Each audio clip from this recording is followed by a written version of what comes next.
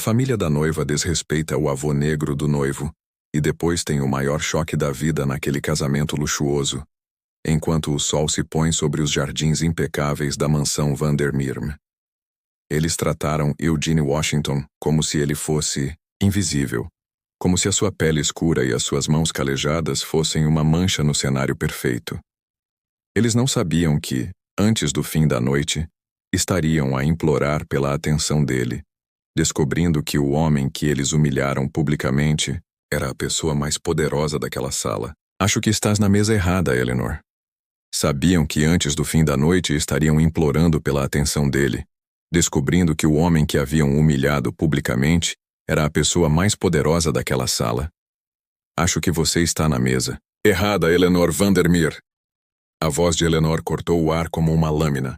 Ela olhou para Eugene com um sorriso tão falso quanto fino, a taça de champanhe entre os dedos adornados com joias.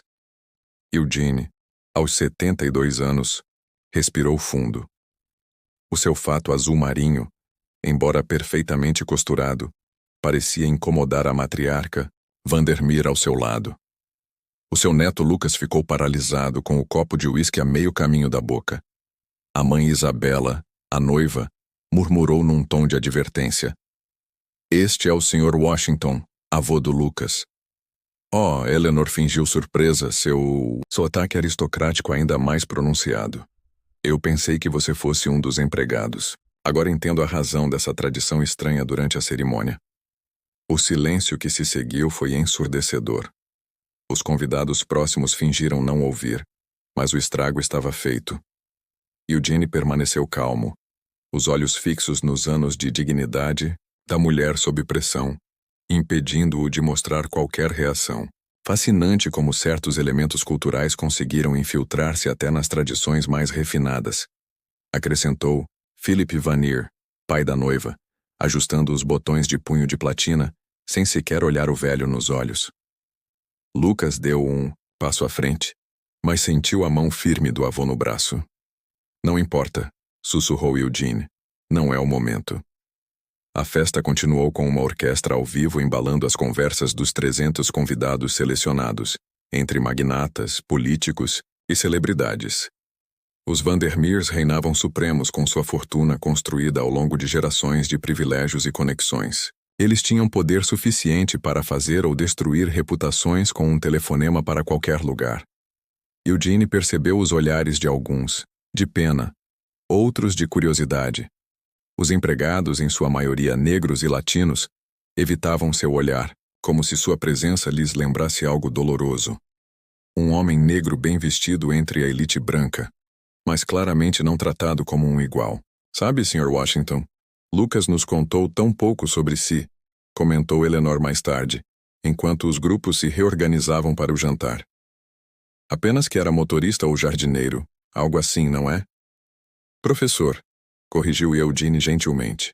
Eu ensinei durante muitos anos. Ah, claro. Eleanor riu como se ele tivesse contado uma piada. Escolas públicas, imagino, tão nobres. O mestre de cerimônias anunciou que era hora dos discursos.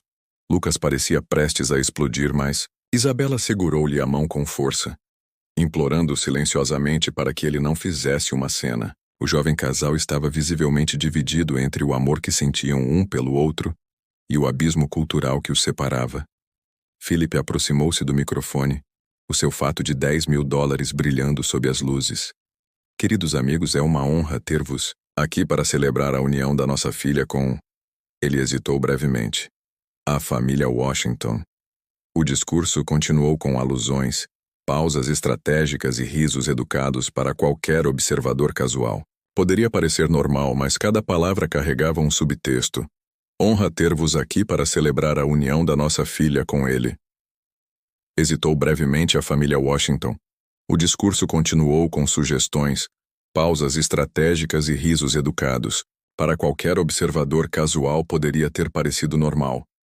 Mas cada palavra carregava um subtexto, cada gesto uma mensagem clara. Tu não pertence ao nosso círculo. O que ninguém na sala sabia, nem mesmo Lucas, era que Eugene Washington carregava um pequeno cartão dourado no bolso e que, em exatamente 15 minutos, Quando o presidente do Banco Central subisse ao palco para um anúncio especial, a verdadeira identidade do homem que eles tratavam como inferior seria revelada na frente de todos. Se esta história é emocionante, não se esqueça de se inscrever no nosso canal para não perder a continuação. Porque quando os Vandermeers descobriram quem Eugene Washington realmente era, nada no mundo deles permaneceria o mesmo. A orquestra tocou uma valsa suave enquanto Eleanor Vandermeer circulava entre os convidados como uma rainha em seu reino. Perca a continuação, porque quando os Vandermeers descobriram quem Eugene Washington realmente era, nada no mundo deles permaneceu igual. A orquestra tocava uma valsa suave enquanto Eleanor Vandermeer circulava entre os convidados como uma rainha no seu reino. Cada saudação calculada, cada sorriso ensaiado diante de rostos influentes. Mas os seus olhos voltavam constantemente para a mesa onde Eugene estava sentado, como se a sua presença fosse uma mancha que ela não podia ignorar. "Não está a divertir-se, Sr. Washington?" perguntou Philip, aproximando-se com falsa cordialidade. "Deve ser bem diferente das celebrações a que está acostumados", perguntou Eugene, ajustando os óculos de armação dourada e sorrindo suavemente. "Diferente sim, mas surpreendentemente familiar." "Familiar." Philip franziu a testa. "O poder sempre se veste da mesma forma, Sr. Vandermeer. Apenas muda o corte do tecido", disse Eugene, tomando um gole do seu uísque, os olhos refletindo décadas de experiências que Philip nunca entenderia. Do outro lado da sala, Lucas observava a interação com angústia crescente ao lado de Isabel, que parecia dividida entre o amor pelo noivo e a lealdade à família, sua família. "Podes dizer alguma coisa?", murmurou Lucas. "Qualquer coisa não é assim tão simples", respondeu Isabel, com a voz quase inaudível. "Os meus pais ofenderam o meu avô desde que ele chegou, o homem que me criou." Foi nesse momento que Maya Washington, tia de Lucas, se aproximou, vestida com um elegante vestido vermelho. Os seus olhos carregavam a mesma dignidade inabalável de Eugene Lucas. Ela disse suavemente: "Lembre-se do que o pai sempre lhe ensinou. Escolha as suas batalhas." Maya virou-se para Isabela com um sorriso gentil, mas os seus olhos transmitiam uma mensagem clara. Às vezes, o silêncio não é neutralidade, é cumplicidade. Isabela desviou o olhar, o peso dessas palavras evidente nos seus ombros. Na mesa principal, Eleanor inclinou-se para uma amiga, a sua voz baixa, mas perfeitamente audível. "Dizem que o rapaz foi criado pelo avô num bairro, sabes? Sinceramente, nem sei como ele conheceu a nossa Isabela na universidade", respondeu uma voz grave e firme. Eleanor virou-se surpresa ao encontrar Eugene atrás dela, o rosto pálido ligeiramente corado. Lucas e Isabela estudaram na Universidade da Colômbia. Eugene continuou imperturbável. Onde estudou com uma bolsa de mérito integral, formou-se em Economia e Relações Internacionais, summa cum laude. "Por quê?" "Deve estar muito orgulhosa." Eleanor recuperou-se nervosamente, ajustando o colar, de pérolas, o maior que tinha. Sorriu Eugene. "A educação é importante. Não achas que um bom nome não significa nada sem uma educação adequada?" O comentário atingiu o alvo. Os Vandermeers, apesar do seu estatuto, eram conhecidos por comprar acesso às melhores universidades para filhos de capacidade mediana. Philip aproximou-se rapidamente, sentindo o perigo. "Parece que estão a chamar para os discursos finais", disse ele, levando Eleanor pelo braço para o centro do salão. O mestre de cerimônias estava a ajustar o microfone. Isabela aproveitou o momento para se aproximar de Eugene, tocando-lhe no braço timidamente. "Sr. Washington, peço desculpa pelo comportamento dos meus pais." Eugene olhou nos olhos da jovem. "Não és responsável pelas escolhas deles, Isabela, mas és responsável pelas tuas." Um breve momento de entendimento passou entre os dois, interrompido por um empregado que se aproximou discretamente e sussurrou algo no ouvido de Maya. Ela acenou com a cabeça, trocando um olhar significativo com Eugene do outro lado da sala. O senador Winters, uma das poucas figuras políticas negras no evento, observava tudo com olhos atentos ao lado de um homem distinto em um terno impecável que verificava o relógio. Está quase na hora, murmurou o homem. Ele vai mesmo fazer isso aqui? Perguntou o senador Eugene. Washington nunca faz as coisas pela metade. Acredite em mim, vai ser espetacular na mesa dos Vandermeer. A irmã de Eleanor, Victoria, inclinou-se para a matriarca. Você precisa mesmo controlar esta situação, as pessoas estão a comentar sobre o que Eleanor perguntou com raiva, sobre como você está a tratar o noivo. Melissa Parker acabou de me perguntar se temos algum problema com ele. Eleanor enrijeceu. Bobagem, não tenho nada contra esse tipo de pessoa, só prefiro que saibam o seu lugar. E qual seria esse lugar, senhora Vandermeer? A voz de Lucas veio de trás dela, tão fria quanto o champanhe nas taças de cristal. Eleanor se virou com um sorriso social artificial. Lucas, querida, estávamos apenas comentando que o seu avô parece fora de lugar. Talvez ele estaria mais confortável se da Schiff, e se ele estivesse servindo as bebidas em vez de bebê-las, se estivesse no estacionamento em vez de sentado à mesa principal. A sala parecia ter ficado em silêncio ao redor deles. Isabela se aproximou tentando acalmar a situação, mas Lucas manteve sua posição. Meu avô me criou sozinho depois que perdi meus pais. Ele trabalhava em 2 empregos, mas nunca faltou a uma reunião na escola. Cada centavo que ele economizou foi para a minha educação. Eleanor sorriu condescendentemente. Que comovente, querido. Um verdadeiro exemplo de superação. Foi Philip quem interveio, colocando a mão no ombro do genro. Vamos manter a calma. É um dia de celebração, não de política. Lucas riu amargamente. É isso que chamas respeito básico? O momento foi interrompido pelo mestre de cerimônias, anunciando que o presidente do Banco Central pediria alguns minutos da atenção de todos para um anúncio especial. Não vejo o seu nome na lista de oradores, comentou Eleanor a Philip. Confuso, ele respondeu. Nem eu. Deve ter algo a ver com aquele projeto de desenvolvimento urbano. Maya aproximou-se do avô, tocando-lhe suavemente no braço. Está tudo pronto. E disse Eugene, acenando discretamente com a cabeça e ajeitando a lapela do fato, onde estava preso o pequeno cartão dourado. Lembre-se do que eu sempre digo, Maya. A paciência não é apenas uma virtude. É uma estratégia.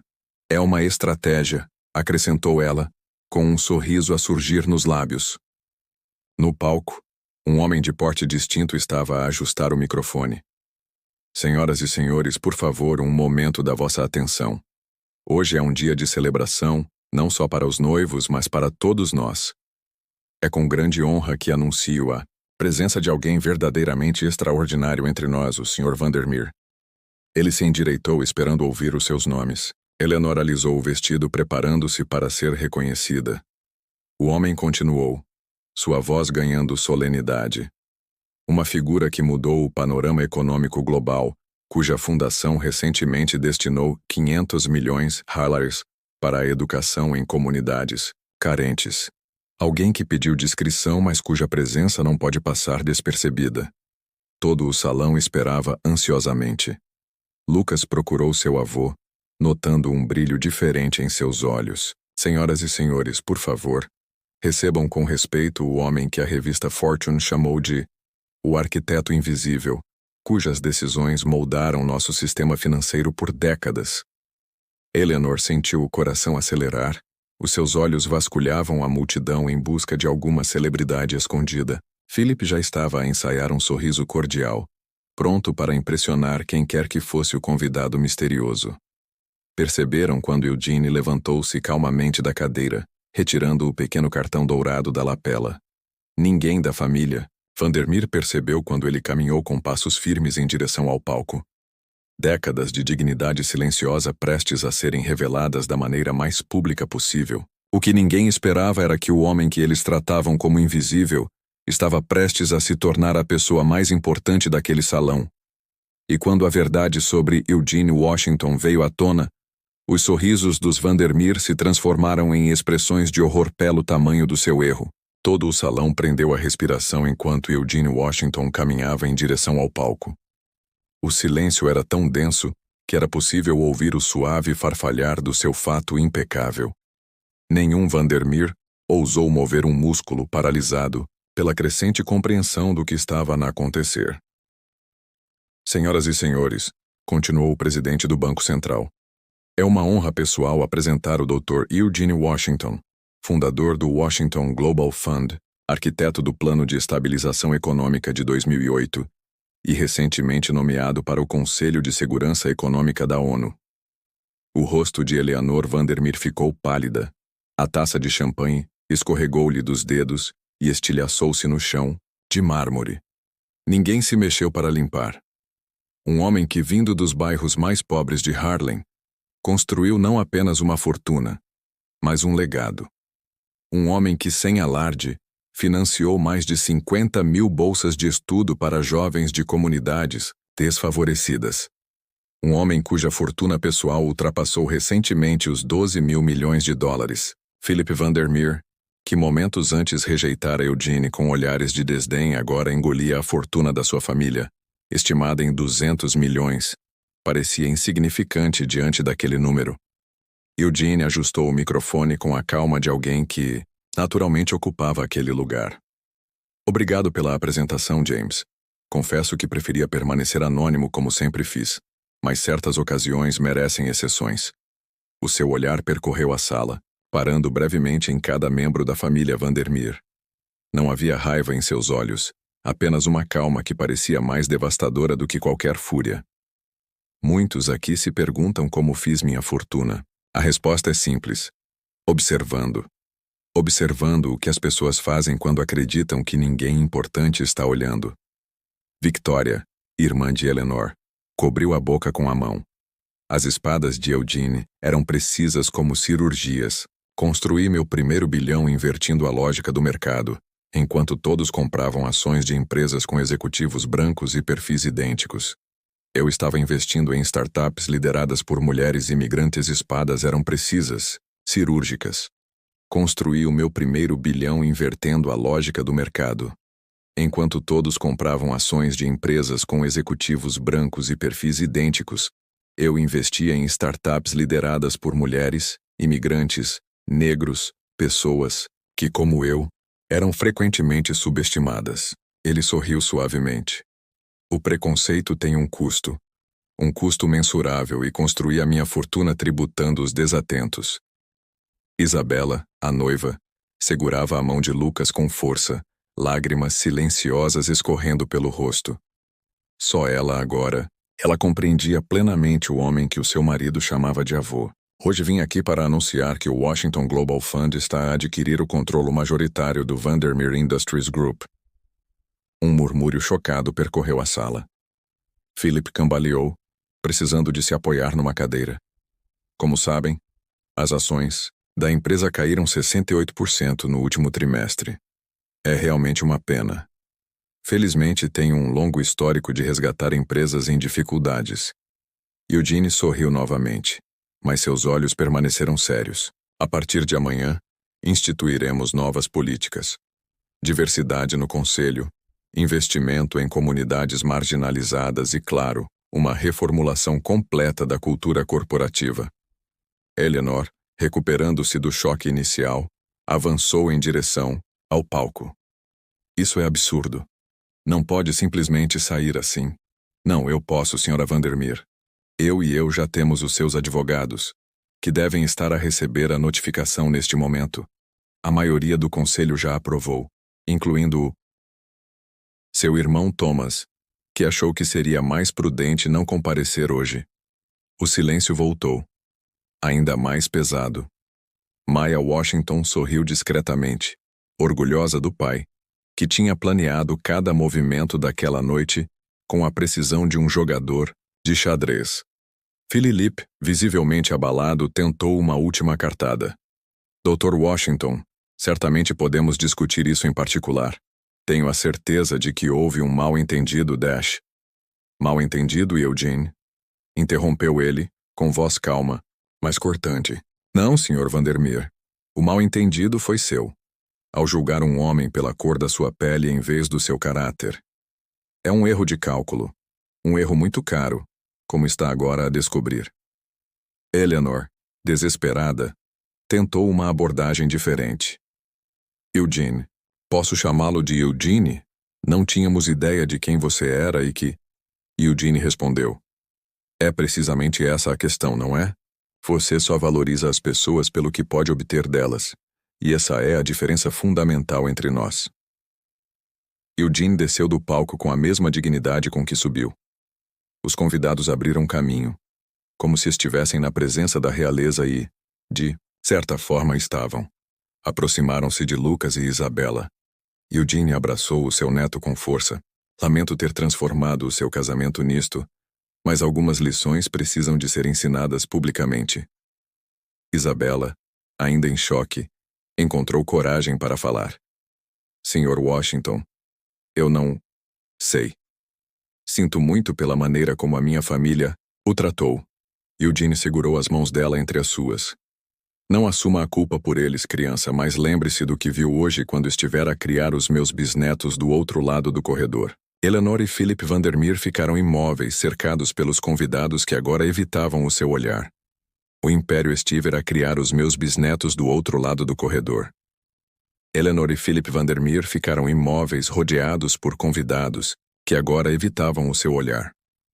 O império que tinham construído com base em aparências e ligações superficiais estava a desmoronar-se diante dos seus olhos, e à medida que a festa continuava com um novo centro de gravidade, uma pergunta pairava no ar. O que aconteceria na manhã seguinte quando os Vandermeers acordassem para um mundo onde já não eram os senhores do seu próprio destino? O homem que eles desprezavam agora detinha não só o seu futuro financeiro, mas também a sua reputação nas mãos.